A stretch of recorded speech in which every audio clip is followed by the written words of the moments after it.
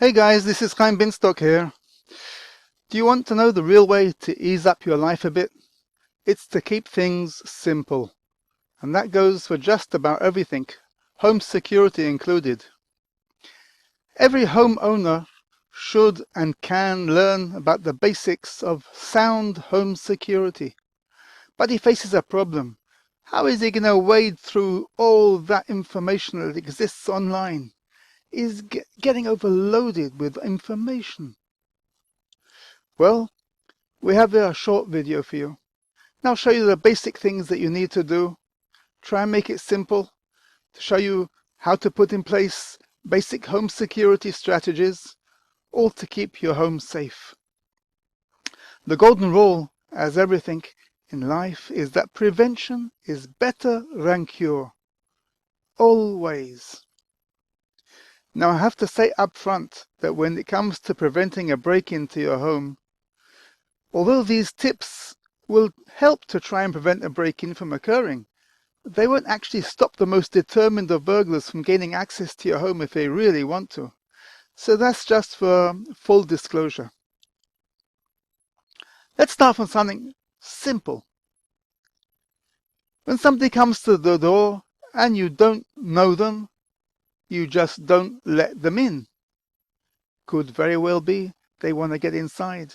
They'll tell you a sob story. They'll come in. They'll start looking around.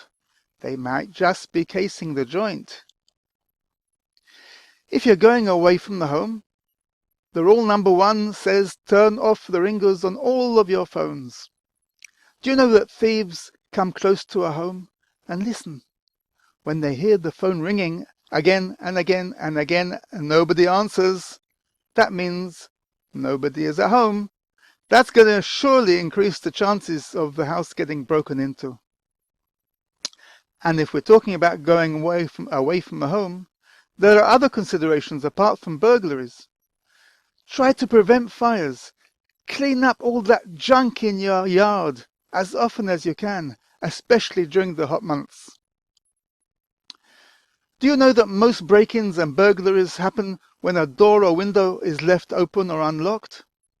Statistics tell us that about 1/3 of all burglaries happen when an intruder gains access to a home through a back window or a back door. That's where the neighbors are less likely to hear him or pay notice. So let's start with the basics. Locks. Handle locks are very, very easy for a burglar to get through. The best thing for you is to install good quality deadlocks on all entry points into your home. What is a deadlock, you may ask? That's a general term to describe a lock that when it's locked with a key, you need a key to unlock it. Usually they have a key on both sides of a lock, which makes it harder for a burglar to break a nearby window and reach inside to unlock it. Having a key inside also prevents burglars from using the doors and exit if they do manage to gain entry to the house at another location. Basically, there are 2 types of deadlocks, dead bolts and dead latches. We'll look at the last one first. A dead latch. That's a type of deadlock that will automatically lock itself when the door is closed. All you need to do is close the door and the lock will do the rest. Although that sounds easy, it's also easy to lock yourself out of the home. You see this pin here? That pin prevents a burglar putting in a card, a credit card, between this flap and the frame and pushing in this tongue and thus opening the door. When this pin is out, not all the way, but when it's out, it prevents this tongue from getting pushed inside. That's a dead latch. A dead bolt has got its own advantages and disadvantages. Well, a dead bolt will only lock when the user turns the key. You have to shut the door physically, turn the key. That throws this bolt and locks the door. The disadvantage is that you got to remember to lock the bolt every time you leave the house. But it's also harder to lock yourself out. So like everything, it's got its own advantages and disadvantages. When we talk about doorways, you should know that even if you've installed the very best lock on your front or back door, they can only be as effective as the actual strength of the door itself. Unfortunately, the weakest area around any door is where the lock is actually located, and that is especially true for wooden doors. So when we look at doors, there's a few tips. Firstly, you should know that from traditional dead bolts, we have today much longer ones. Longer bolts inside give much more strength, harder to break into. You should try replacing all your main entry doors with much sturdier ones. The harder we make it for the burglar to break in, the better. Wooden doors need reinforcements, especially the frame. And patio doors? Well, I can tell you that sliding patio doors have got several distinct disadvantages when you compare them to other doors. Main reason is they usually come with much less sophisticated locks on them. There are even some much older models which unfortunately can easily be lifted off the tracks that they run on. And that obviously provides any intruder with an easy way of gaining access to the home. So here you are advised to take counsel with an expert. As far as windows are concerned, there are two main problems. Firstly, they provide an intruder with access. That's obvious. But what is less obvious is that they provide the intruder with a quick view into the house. They can simply see what is available inside for the taking, whether it's worthwhile their effort to break in. So you should close the curtains or the blinds, not allowing an outside person to see what is happening. Window locks, when you put them on, are great. One of their advantages is a psychological one. They are actually visible from the outside, and that is a great deterrent. When the burglar sees from the outside there is a window lock, he thinks twice whether it's worth his while having to deal with a window lock. Just take into account that if you've got a large window, you may have to put more than one lock on it. How do you protect windows? Well, there are two types of locks which come for windows. There are thumb turn locks and key locks. Thumb turn locks are not secured using a key. They're a great way of preventing the window in your home from being opened from the outside. The only way a burglar could attempt to try and open one of these would be to smash the glass in the window to gain access to the lock itself and then to fiddle around with it. Burglars don't like breaking glass. It makes a noise. It alerts the neighbors. It alerts passers-by. And more than that, it can leave blood, even minute quantities from a scratch, on the glass, and then a simple DNA test can lead the law enforcement people straight to him and nab him, as they say in English. Key locks are the very best type of locks to help secure your windows.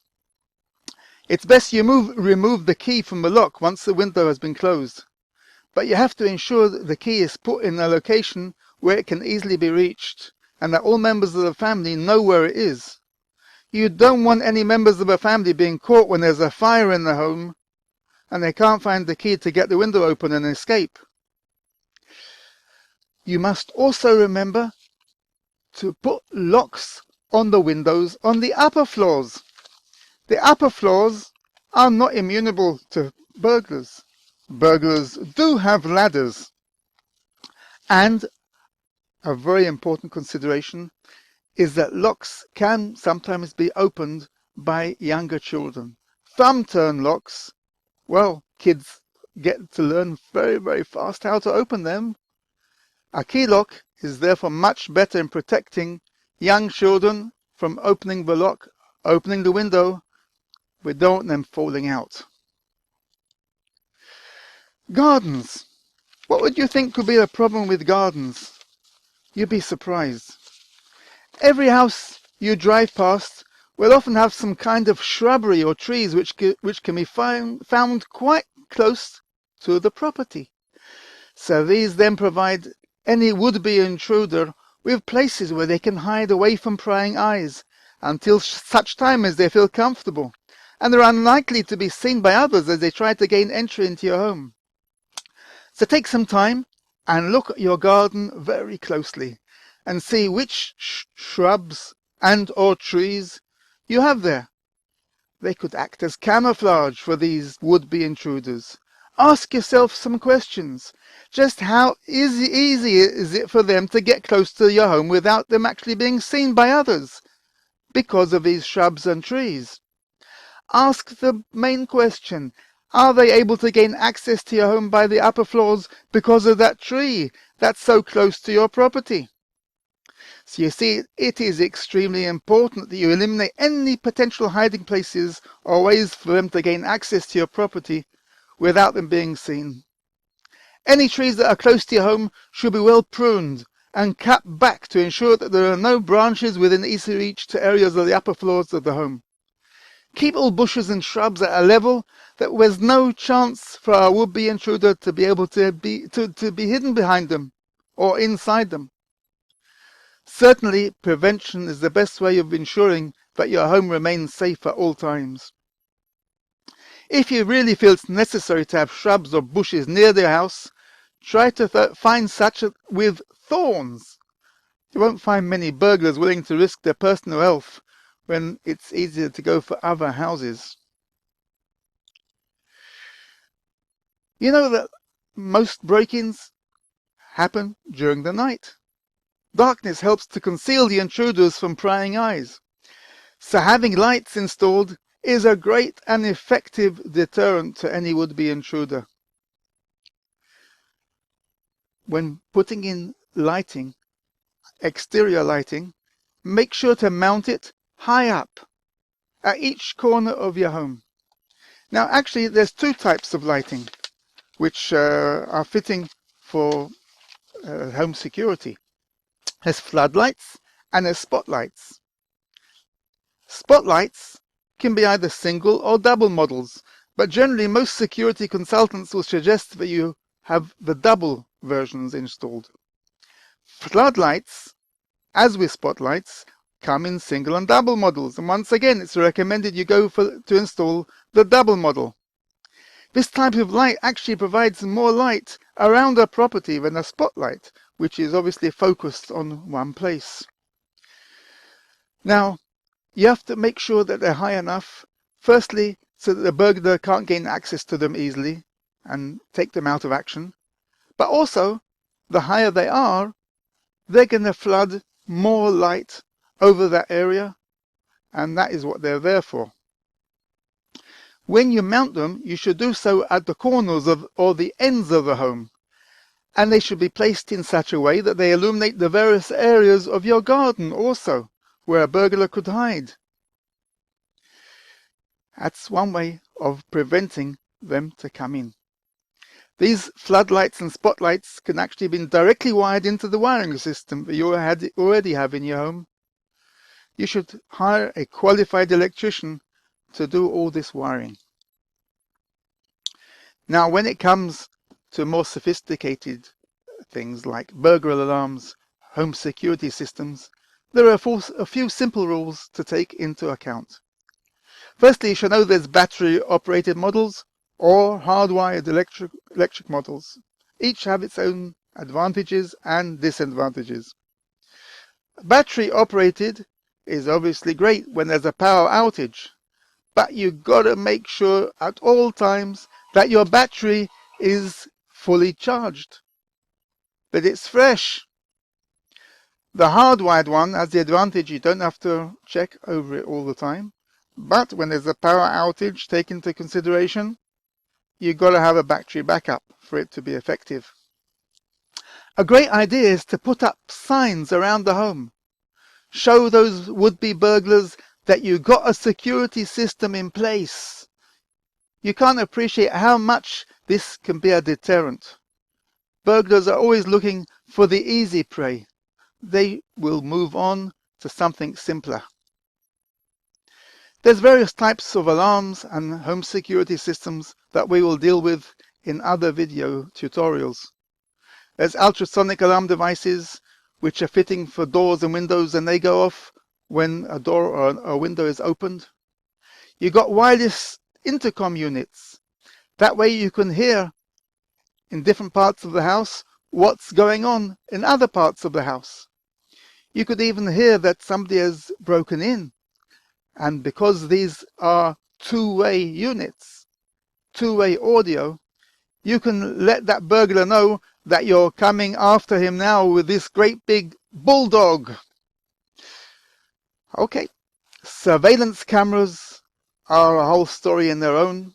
And of course, they have the advantage not only of recording any break-ins, but also, if you're away from the home, you can see what's happening and you can alert security personnel or the police to come and do what has to be done on the premises.